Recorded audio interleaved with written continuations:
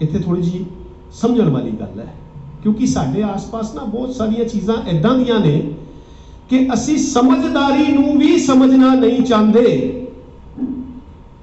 कि जी मेरे पिता जी ने तो इदां कहा सी मैं कह देवांगा, मेरी मम्मी ने इदां कहा सी मैं कह देवांगा, पर हो सकता है कि उन्होंने थोड़ी जी गलती रही होवे।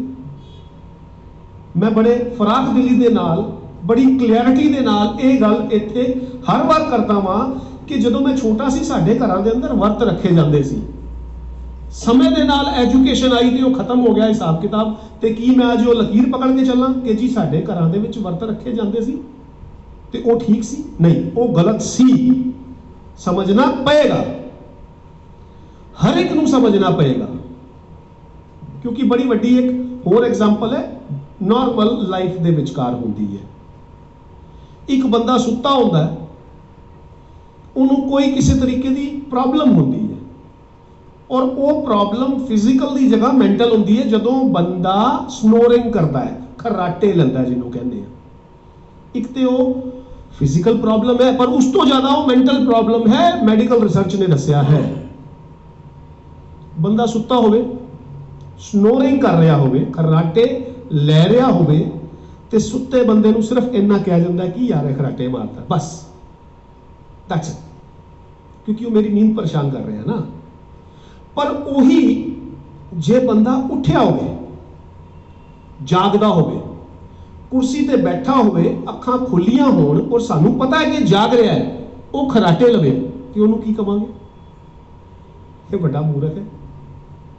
मतलब एक जिहड़ा सुत्ता खराटे लै रहा है, वो सिर्फ मैनू नींद विच परेशान कर रहा है, तो मैं उन्होंने कह देना देख यार की खराटे लै रहा है, इट्स ऑल, दैट्स ऑल, इस तो ज्यादा होर कुछ नहीं होता। पर जे कोई जागदा खराटे लै रहा होवे तो उन्होंने लानत दे दी जाती है। तो सिमिलरली जब तक असी सुत्ते होंदे हां अध्यात्मिक तौर के उत्ते, तो जिहड़े मर्जी कर्मकांड हो रहे होंदे ने, पर जदों असी जाग जाइए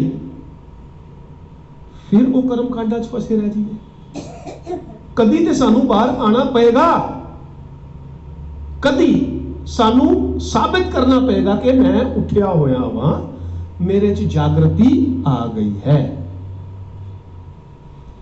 जे जिंदे हो ते जागदे रहो, ते जागदे हो ते जागृत होके दिखावो। सिर्फ सच बोलना शुरू कर दो, हक दे वास्ते लड़ना शुरू कर दो। किसी का हक खोंदा दिसे उहदे वास्ते बोलो, उहदे नाल खड़े हो जाओ, होर कुछ नहीं, उहदी गल फैला लवो। तुसी आप फिजिकली ना प्रेजेंट हो पाओ, उहदी गल नूं किते पहुंचा दवो, किते कोई गल कर लवो उहदे हक दे अंदर। जिदा कहीदा हा दा नारा मारिया। हुण जदों गुरु साहब दे छोटे साहिबजादियां दी शहादत हो रही है, ते मलेरकोटले दे नवाब दे वस नहीं चली, उन्हें वो शहादत रोक नहीं पाया, पर घट्टो घट उन्हें हा दा नारा ते मारिया कि तू गलत कर रहे हैं, तू गलत कर रहे हैं। उन्हें क्या तो सही, अज तक ताई उन्होंने दुनिया याद रखती है। एवें नहीं, असी जब तक किसी दे हक वास्ते गल नहीं कर पावांगे और किसी दे नाल नहीं खड़ पावांगे और सच्ची गल नहीं कर पावांगे, असी कथियों अकथ कहानी कर ही नहीं पावांगे। बिल्कुल फोकट कर्म कांड हो जाएगा। गुरुद्वारे रोज आके मत्था टेकना, शीश नवाना और गुरु साहब दे अगे हाथ जोड़ के 10-10, 15-15 मिनट अरदास करना, नक रगड़ना, मत्था रगड़ना, 4 चक्कर लगाना, सब व्यर्थ फोकट कर्म कांड हो जाएगा जे असी गावो सच्ची बाणी ही नहीं कर पाए।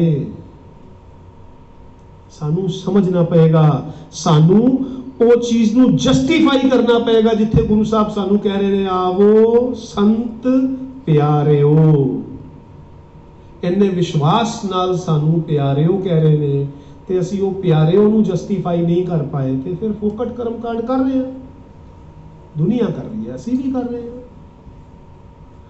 सानू इन्हां सारियां चीज़ां दे उत्ते गौर करना पएगा, और फिर साडा जीवन जेड़ा आनंदमयी होएगा, ते फिर साडे मूहों निकलेगा वाह गुरु। इदां कहण नाल नहीं, आनंद आएगा, आनंद महसूस होएगा, तां फिर आनंद भया मेरी माए, ਫਿਰ ਆਨੰਦ ਪਏਗਾ ਤੇ ਫਿਰ ਮੈਂ ਮਾਂ ਨਾਲ ਕਹਾਂਗਾ